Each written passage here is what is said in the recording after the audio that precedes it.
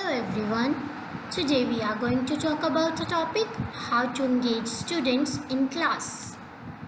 It's a very important topic and most of the time we find difficulty while teaching that how to engage students in that class. Today I am going to share interesting ways or the techniques that you can use to engage your students in your class. If you haven't subscribed the channel, quickly subscribe the channel and click on the bell icon so you cannot miss any upcoming video. Now let's get started and move to the topic. First of all, why is it important to engage students in class? The question is, why we have to keep the students engaged in the class? It improves student performance, no doubt. When students are engaged in the learning process, they are less likely to lose interest in what they are taught. Definitely, if your student is engaged in the class, they will be clear about the topic that you are teaching and they will be interested to listen to you because they will be happy or they will be interested. Ways to engage students. First technique is brain sketching. What is brain sketching? Students sit in a group of 6 or 8 around a table or in a circle. First thing that you have to make your students sit in a circle. Questions or problems should be well explained and understood by each student. Just raise a question and make your students clear about your question. Each participant privately makes one or more sketches and passes the sketch to the person on the right. When it is finished or when a brief set time has passed, participants develop and annotate the sketches passed to them or use them to inspire new sketches which are also passed in turn. So first, raise a question that allow your students to make the sketches, and after that allow them to pass the sketch to the person sitting on the right and then finish it. Then you can repeat it to make your brain sketching. Brainstorming. It's a very important and interesting technique. What we can do in brainstorming. Brainstorming, a useful tool to develop creative solutions to a problem. In a lateral thinking process by which students are asked to develop ideas or thoughts that may seem crazy or shocking at first.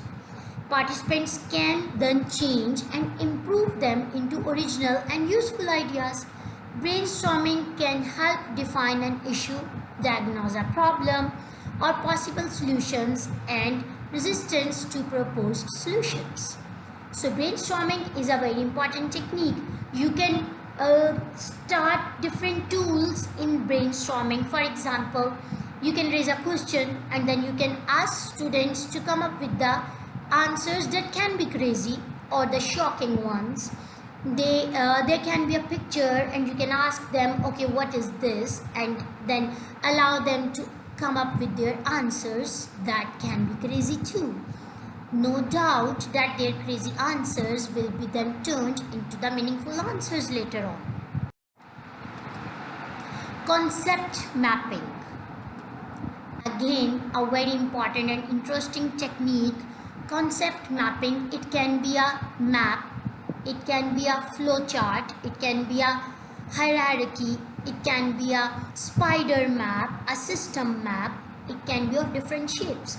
But what is concept mapping? The question is, create a focus question specifying the problem or issue the map should help resolve.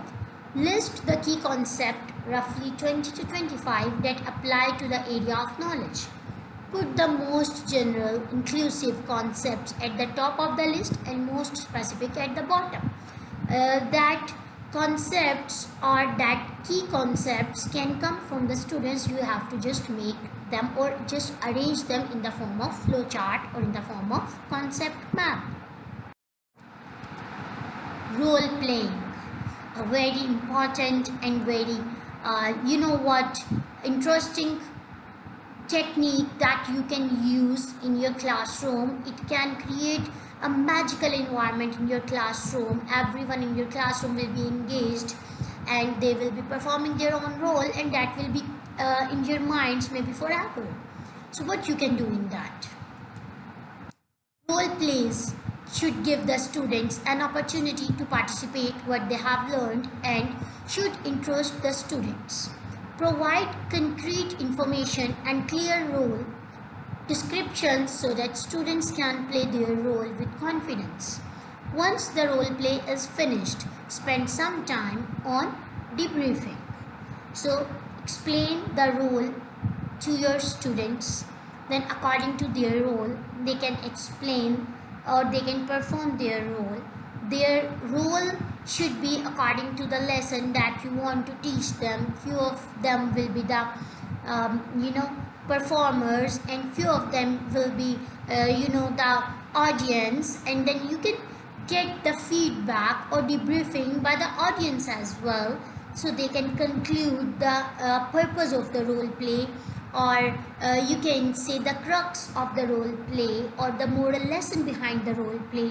So these techniques you can find very interesting, and sometimes it's very helpful for your students to understand the concepts.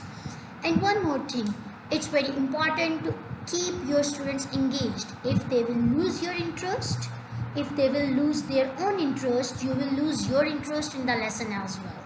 And if they will lose their interest, it will be difficult for you as well to explain your point of view to them. So keep your students engaged to make your classroom a happy learning and magical classroom.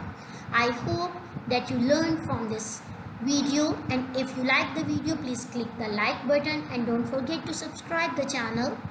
We will be back very soon with the new and interesting ways of teaching.